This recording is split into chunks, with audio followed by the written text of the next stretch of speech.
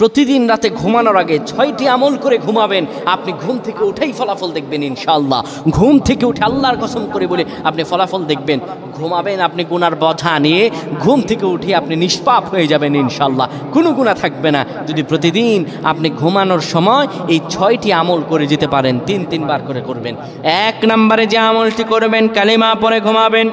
2 নম্বরে দুরূদ শরীফ পড়ে ঘুমালে মৃত্যুর পর দুরূদ শরীফ হবে তার জন্য সুপারিশকারী। দুরূদ শরীফ পড়ে ঘুমাবেন, দুরূদ শরীফ পড়বেন। 3 নম্বরে ঘুমের দোয়া পড়বেন। ঘুমের দোয়া পড়ে যদি ঘুমাতে পারেন, সারা রাত ইবাদত করার সওয়াব আল্লাহ আমলনামায় দিয়ে দিবেন। 4 নম্বরে আয়াতুল কুরসি পড়ে ঘুমাবেন। আয়াতুল কুরসি পড়ে কেউ যদি ঘুমায়, ফেরেশতারা তাকে সারা রাত পাহারা দেয়। ফেরেশতারা তাকে সারা রাত পাহারা দেয়। আয়াতুল কুরসি পড়ে ঘুমাবেন।